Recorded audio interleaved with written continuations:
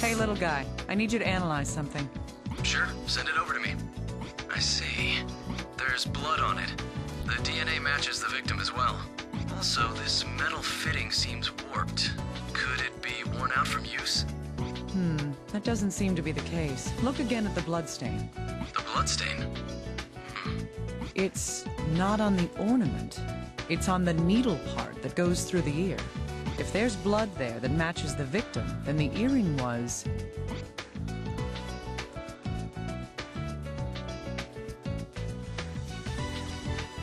Had to have been ripped out of her ear, right? Thought so. If that's the case, the damage to the fitting makes sense. But what could happen that would cause an earring to be torn off? I don't know yet. Still, there must be some connection to everything else here. I think this information may lead us to some more concrete evidence. True. Both of these facts relate to the earrings. The victim was discovered with only one of these earrings, and the other one was discovered in her room with her blood on it. Normally, if someone had an earring torn off to the point that it caused bleeding, they would have to realize that something was wrong. Still, the victim was on a bridge 8 kilometers away from her home. What this shows is that...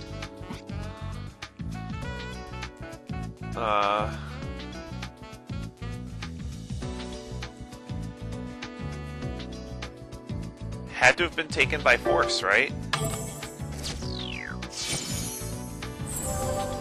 Solid evidence! That's right. She didn't leave this room by her own will. She was probably forced out of here by someone else. That could explain how one of the earrings was left in the room. But why would whoever abducted her leave her on a bridge 8 kilometers away? I feel like there's a lot of truth that remains to be uncovered. Dr. Kimishima, the results of the analysis on the corpse have come back. Good. Did they find anything new? It looks that way. The report indicates that the fractures to the femurs and skull, they were all posthumous injuries. What? So these wounds were inflicted after she died? Yes, that's what the report says. So that means the girl was already dead by the time that she was run over? That's very interesting.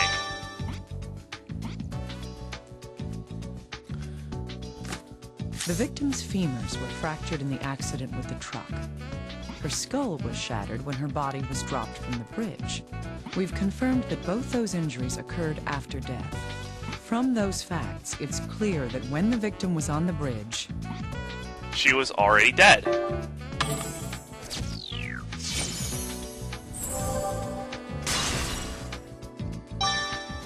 yes.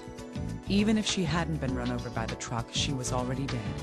That means that the driver was telling the truth in his interrogation. Then does that mean that she was kidnapped from her room, murdered, and then had her corpse dumped on that bridge? I don't know that just yet. We'll need to investigate a little more. Seems pretty likely to me, though. What about Can that? you do something for me, little guy? I need this bone analyzed in detail. Oh, sure. What do you mean by in detail, though? I just need to know if this fracture occurred before or after death. This must have happened while she was still alive. Take a look at this area here. You can see where it started healing. Great. I thought as much. All right, thank you. Cool. There's no knowing yet if this has anything to do with this case. But I do know now that this fracture occurred while she was still alive.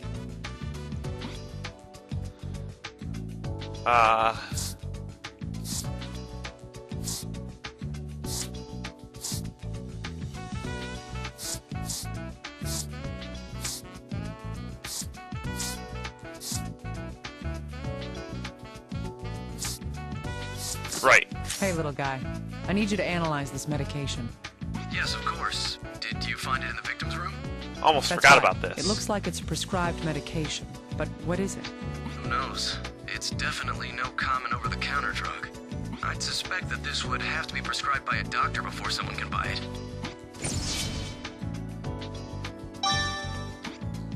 I see, that makes sense. This could mean that the victim had attended a hospital. Was the victim suffering from some kind of injury or disease? If our analysis continues, we may find something out.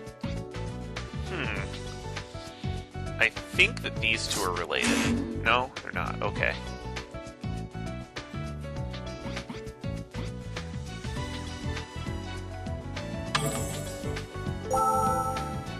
Okay.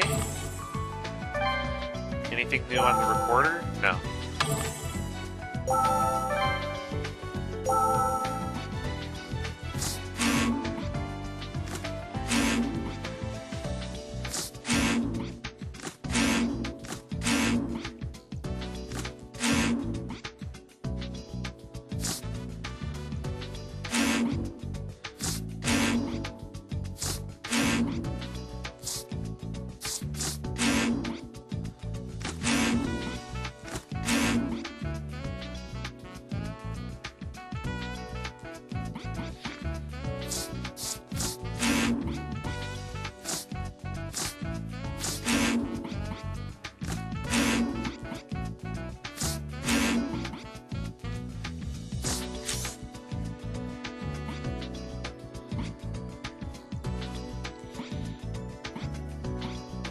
Okay.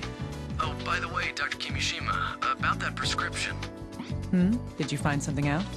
Yes, we found which hospital the victim had been going to and requested her charts. It says Veronica had been to the hospital a month prior to her death. Her symptoms were migraines, visual and auditory hallucinations, mood swings, and aggression. It also says she was vomiting blood and had convulsions, along with hemoptysis. Convulsions? Vomiting blood? Yes, that's what it says. The doctors urged her to have more detailed examinations, but it seems that she had no intention of listening to them. In the end, she left the hospital and whatever disease she had went unconfirmed. If only her doctor had forced her to be hospitalized. That's just how things are these days. People don't really get concerned about strangers. Let's continue with the investigation. Sorry for being emotional just now. In any case, we don't know what disease she had. Judging from her symptoms, it was something severe. I agree. If we find anything out, I'll be sure to let you know immediately. You do that. It may give us another hint in solving this case.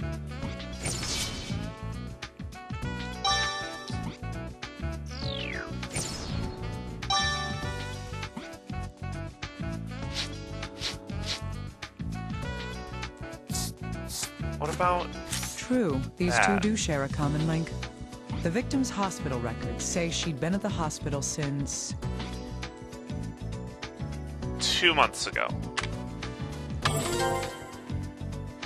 Yes, 2 months ago. For the month before her death, she'd been treated at the hospital. Now, the parents' hospital records say they've been visiting the hospital since... I think it's...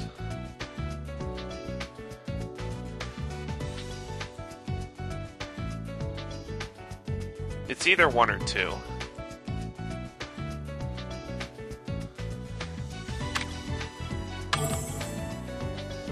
No. That was careless. I'm gonna double check that later.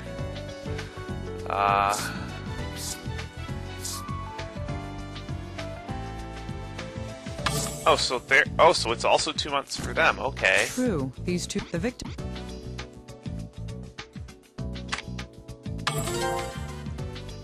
Yes, for the month now.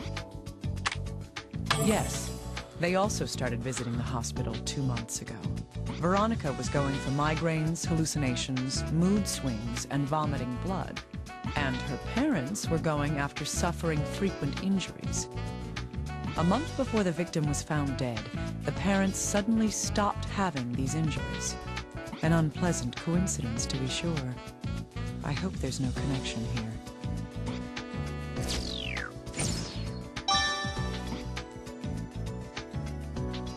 So, no.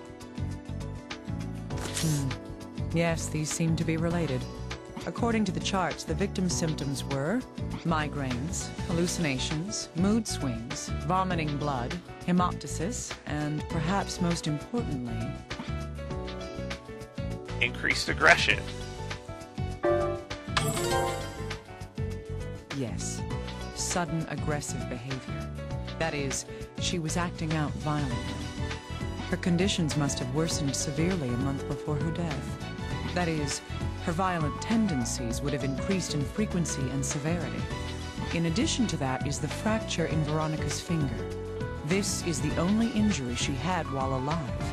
That's a common injury when people hit things with their fists. On the other hand, the parents' injuries seemed like signs of abuse. If I were to consider all these points, those wounds were...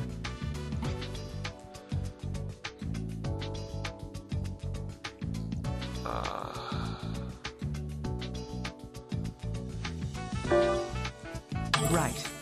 The hospital records of both the victim and her parents, they show that Veronica had been physically abusing her parents.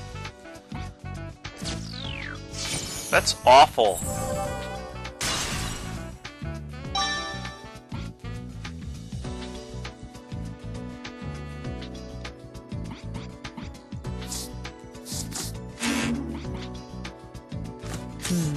Yes, we can put these two facts together. According to the chart from the hospital, the victim's condition caused her to vomit blood. If she had continued to vomit blood after her hospital visit, that would explain the bloodstains on her clothing. Yes. Thus, these bloodstains were caused by the blood that she had vomited.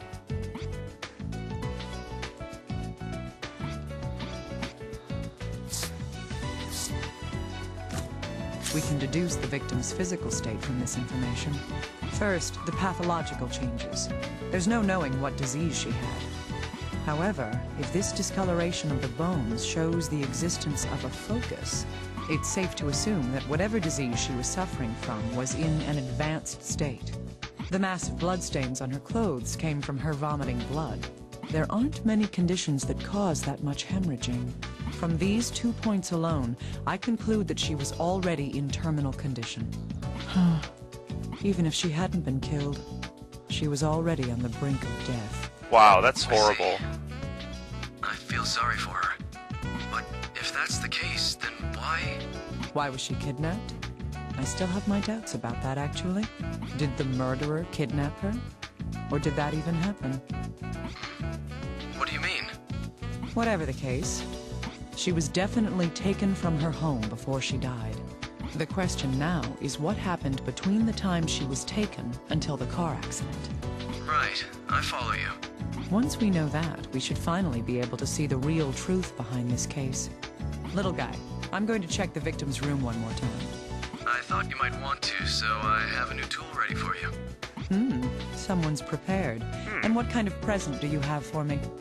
It's not the most appropriate gift for a lady, but it's aluminum powder for finding fingerprints. There are some useful additions to the mixture. Ah, great. I'm impressed. Oh, so we can lift fingerprints ourselves. Glad you Cool. like it. Spread the powder anywhere that looks suspicious and shine your investigation light on it. And that'll make any fingerprints stand out? All right, I'll give it a try. Good luck.